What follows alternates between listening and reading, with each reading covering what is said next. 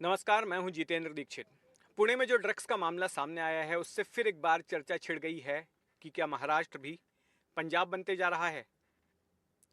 और इस बात को लेकर सवाल उठ रहा है कि क्या इस जैसे मामलों को रोका नहीं जा सकता और क्या इस सिंडिकेट के पीछे स्थानीय पुलिस, पब ओनर्स और ड्रग पेडलर्स का कोई नेक्सस काम कर रहा है। ये पूरा कारोबार कैसे चलता है, आइए समझने की कोशिश करते हैं। मेरे साथ आईआरएस अधिकारी समीर वानखेड़े मौजूद हैं।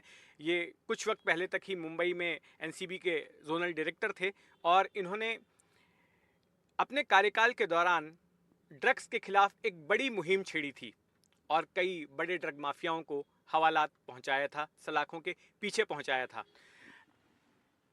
समीर जी, एनडीटीवी में आपका स्वागत है। नमस्कार जितेंद्र भाई, नमस्कार। समीर जी, ये बताइए कि आपने भी वो तस्वीरें देखी होंगी कि किस तरह से दो युवा एक पब के भीतर एमडी ले रहे थे, ड्रग्स का सेवन कर रहे थे और ये पता चला कि वहाँ पर एक ऐसी पार्टी रखी गई थी जहाँ पर बड़े पैमाने पर जो है ड्रग्स का अब्यूज़ हो रहा था। इस जैसे मामलों के पीछे आप क्या पाते हैं कि कौन से ऐसे फैक्टर्स हैं जिनकी वजह से इस तरह से ड्रग्स का ट्रेड फ्लरिश होता है? देखिए, अगर आप देखेंगे महाराष्ट्र और गोवा और विशेषतः जो मेट्रोपॉलिटन सिटीज़ है हमारे महाराष्ट्र में, जैसा कि मुंबई, पुणे, नागपुर, तो यहाँ पर जैसा कि आपने राइटली कहा, मेफेड्रॉन जिसे कहते हैं एमडी, जिसे कहते हैं मियो मियो, इसका सबसे ज़्यादा प्रचलन है। इसकी वजह ये है कि it is called as poor's man cocaine, और सस्ता होने के कारण जो कॉलेज के युवक और युवतियां हैं, जो पब्स, बार, डिस्को में जाते हैं फ्रीक्वेंट एंजॉयमेंट के लिए, तो वो काफ़ी अफोर्डेबल होता है उनके लिए। तो ये रीज़न की वजह से एमडी उनका सबसे प्रिफर्ड ड्रग्स है। सेकेंडली, अगर आप देखेंगे, एमडी जो है ये एक सिंथेटिक ड्रग होता है और काफ़ी आसान तौर पे जो लिसिट रॉ मटेरियल्स होते हैं, जो लीगली अवेलेबल रॉ मटेरियल्स होते हैं, उनको प्रोसेस करने के बाद में ये काफ़ी आसानी से बन जाता है और फ्लाई बाय नाइट फैक्ट्रीज में होता है, इंडस्ट्रियल एरियाज वगैरह में इसकी मैन्युफैक्चरिंग की जाती है। तो चूंकि ये यहाँ पर ही बनता है, कुछ कुछ एरियाज ऑफ महाराष्ट्र, कभी आंध्र प्रदेश, कभी कर्नाटका, या फिर तेलंगाना, गुजरात, तो यहाँ पर भी काफ़ी काफ़ी इलीगल फैक्ट्रीज वगैरह बस्ट की गई है। तो अवेलेबिलिटी काफ़ी इजी है, इस कारण से युवक and plus the less price, for that reason it is easily accessible. एक वक्त था कि ड्रग्स को जो है स्मगल करके दूसरे देश से या दूसरे राज्यों से लाया जाता था, लेकिन आप बता रहे हैं कि अब तो सिनेरियो बड़ा ही खतरनाक हो गया है कि अब तो लोग घरों में बना सकते हैं इसे। देखिए, one thing Jitendra ji, we need to understand के कौन से ड्रग्स बाहर से आते हैं और कौन से ड्रग्स यहाँ पर होते हैं। ड्रग्स जैसे कि हेरोइन, कोकेन, ये विदेश से इलीगल मार्ग से भारत में आते हैं, और कुछ प्रकार के ड्रग्स है अनफॉर्चुनेटली यहाँ पर इलीगल तौर पे बनाए जाते हैं, जैसे कि मेफेड्रॉन, मेटम्फेटामाइन, प्रीकर्सर्स लाइक एफिड्रिन। तो ये ड्रग्स काफ़ी इजीली अवेलेबल हो जाते हैं, जो भारतवर्ष में ही बनते हैं। एंड आपको तो गांजा, जो हमारा एक ट्रेडिशनल प्रॉब्लम है, तो वो काफ़ी उसकी इलीगल खेती बाड़ी भी होती है यहाँ पर। समीर भाई, आपने बड़े पैमाने पर मुहिम चलाई मुंबई में, बड़े पैमाने पर माल पकड़ा और कई बड़े ड्रग्स माफियाओं के खिलाफ आपने कार्रवाई की।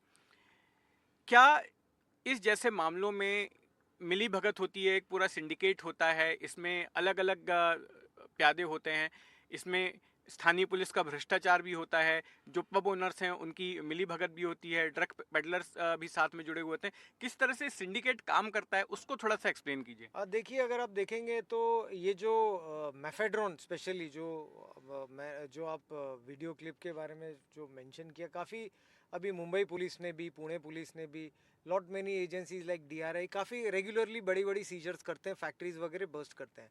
लेकिन डिमांड इनका इतना ज़्यादा है कि इतनी एक्शन लेने के बावजूद भी ये लोग फिर से पनपते हैं। जो पेडलर्स होते हैं, जो सप्लायर्स होते हैं, ये मार्केट में फैलाते हैं बच्चों को।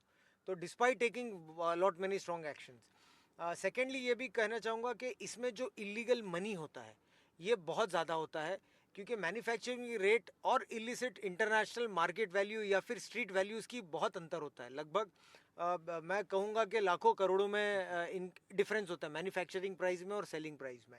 तो चूंकि प्रॉफिट इतना है, तो ये लोग रिस्क भी उठाते हैं, लॉ इन्फोर्स एजेंसीज को चकमा भी देने की कोशिश करते हैं, सिस्टम में जो लूप होल्स है उसका भी फ़ायदा उठाने की कोशिश करते हैं। और अगर ये किस प्रकार काम करते हैं, ये काफ़ी इंटरेस्टिंग है।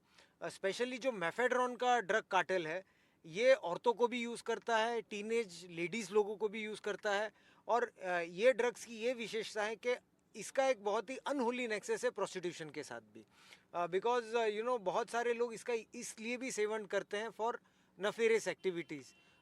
तो बीच में हमने ये भी मुझे याद है कि जब मुंबई में होते हुए एक प्रोस्टिट्यूशन कार्टेल को हमने बस्ट किया था, जो एक लेडी हेड कर रही थी, एक महिला हेड कर रही थी उसे। तो उसके अंडर में लगभग 50 और महिलाएं काम करती थी, जो डिस्कोज और पब्स में जाके इसका सॉलिसिट भी करती थी, ड्रग्स को बेचती भी थी, साथ में they were indulging into flesh trade also. ये आपने एक नया पहलू बताया, क्योंकि अ, महिलाओं का किस तरह से इस्तेमाल होता रहा है इस पूरे कारोबार में, ये बात ज़्यादा उभर कर अब तक सामने नहीं आई। तो इस समस्या को रोकने के लिए आपके हिसाब से सॉल्यूशन क्या है? किस तरह के कानून में परिवर्तन होना चाहिए? जो लॉ इन्फोर्समेंट एजेंसीज हैं उनके तौर तरीकों में किस तरह का बदलाव होना चाहिए? और क्या कुछ किया जाना चाहिए ताकि ये जो कारोबार चल रहा है इसको रोका जा सके? देखिए जितेंद्र जी, जो एनडीपीएस एक्ट है ये काफ़ी स्ट्रिंजेंट एक्ट है।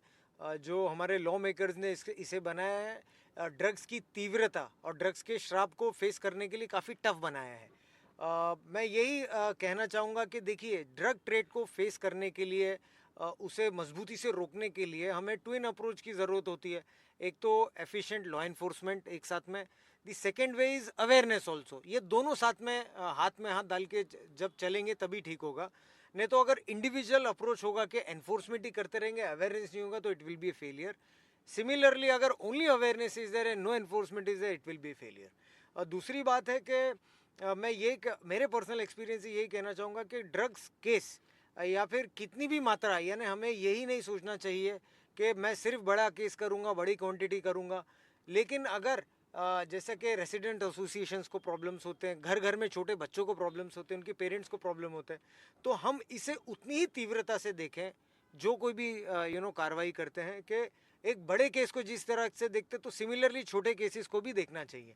क्योंकि जो नॉर्मल आम जनता है, आम पब्लिक है, उनको 1 ग्राम 2 ग्राम 3 ग्राम यही हानि पहुंचाती है बेसिकली। तो हमको एक इक्वल मापदंड होना चाहिए बड़े केसेस के लिए भी और छोटे केसेस के लिए भी। एक आखिरी सवाल आपसे, इस वक्त ड्रग्स के मामले में महाराष्ट्र को आप कहाँ पाते हैं अगर हम तुलना करें बाकी राज्यों से? देखिए, मैं कोई स्टेट स्पेसिफिक पे टिप्पणी नहीं करना चाहूँगा, लेकिन अगर आप देखेंगे ये एक यूनिवर्सल प्रॉब्लम है, इंटरनेशनल प्रॉब्लम है। काफ़ी सारे रूग नेशंस की ये बहुत बड़ी इनकम भी हो जाती है। और महाराष्ट्र में क्योंकि आप देखेंगे कि पॉपुलेशन वाइज भी महाराष्ट्र की संख्या ज़्यादा है, एंड अर्बन सिटीज़ की भी संख्या ज़्यादा है, पॉपुलेशन ज़्यादा है। तो इसके लिए ये जो ड्रग कार्टेल है, अपने प्रॉफिट के लिए, अपनी सहूलियत के लिए, ये विष ज़्यादा महाराष्ट्र में और गोवा जैसे इलाकों में फैला रहा है। धन्यवाद समीर जी। तो आपने सुना समीर वानखेड़े को, जो हमें बता रहे थे कि अगर इस कारोबार को फ्लरिश होने से रोकना है तो दो तरह की पहल करनी पड़ेगी। एक तो एनफोर्समेंट के स्तर पर और दूसरा अवेयरनेस के स्तर पर, जागरूकता के स्तर पर। जितेंद्र दीक्षित, एनडीटीवी, मुंबई।